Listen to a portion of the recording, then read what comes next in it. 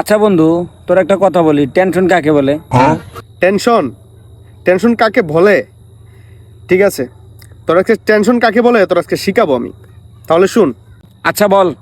মনে কর তুই বাসা থেকে বের হইলি গাড়ি নিয়ে। अच्छा তো রাস্তার মধ্যে একটা মহিলা তোর সাথে দেখা, তোর কাছে লিফট চাইলো। समझ गया।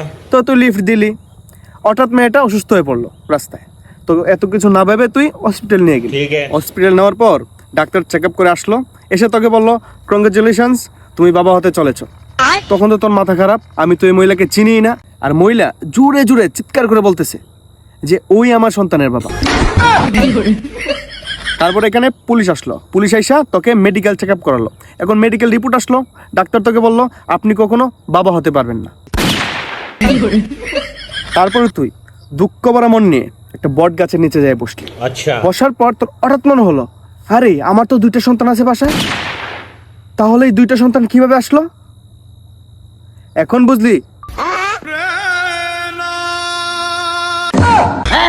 ये क्या हो गया? ये क्या सुन रहा हूँ मैं?